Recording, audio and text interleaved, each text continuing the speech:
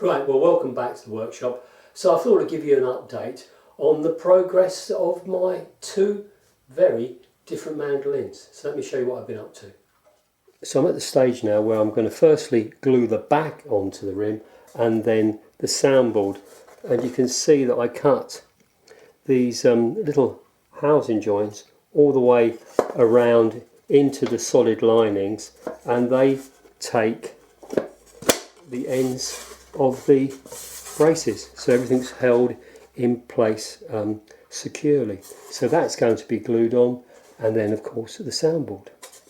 So this standard mandolin is slightly different insofar as the clients asked for one of my dot and diamond rosettes. And when I say one of my dot and diamond rosettes, obviously I've used this on a lot of my instruments, but that kind of motif can be traced right the way back to Stradivari.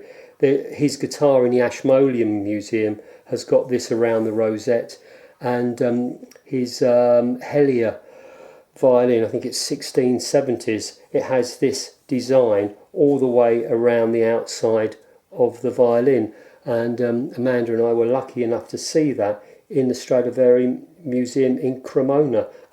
Well worth a look if you're in that area. But yeah, so that can be glued on to the rim once the back's been glued on.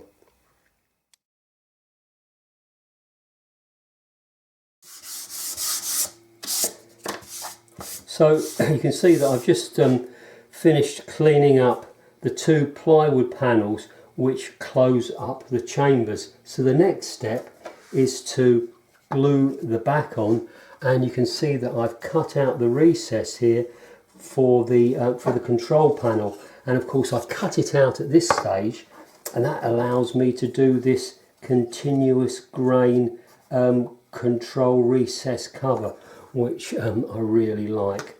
Yeah, so next stage, glue the back on.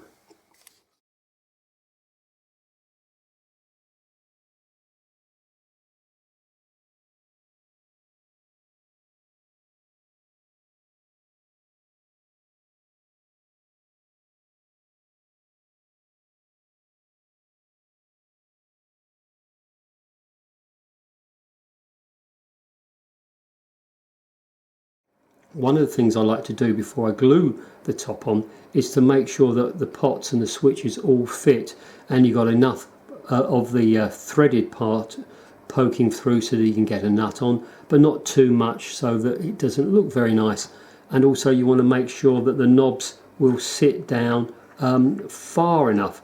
And of course all of this is so much easier to do when you have easy access to this surface and of course this surface. There's nothing worse than having the whole of the instrument assembled and then realizing a switch doesn't fit and you're trying to chisel a little bit of wood out on the whole finished instrument.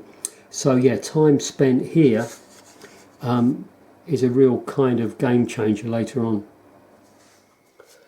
So I'm at the stage now where I'm ready to glue the top to the rest of the body. If I just flip that over, you can see that I've painted where the chambers are with some conductive paint for shielding, and just as kind of belt and braces measure, we've got some copper foil in this area where the knobs and the switches are going to go. And these 4 wooden pegs here, they will ensure that when the top is glued to the rest of the body, it doesn't slide about and it's perfectly aligned. And the rest of the body itself, you can see that I've also coated those areas with that conductive paint and cut through here where the control section will be. So yeah, they're ready to be glued together. Right, so a good while later and both of the bodies have now been assembled.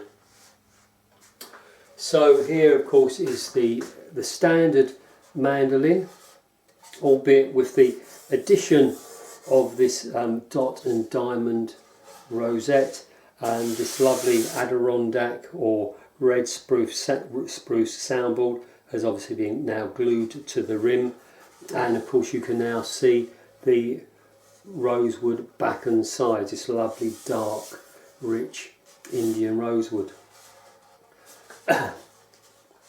And the chambered bodied mandolin is also now at the same stage. This lovely Sitka spruce top has been carved, glued to that central core, and of course this book matched English walnut back that also has been glued on, and here you can see the access panel for the controls.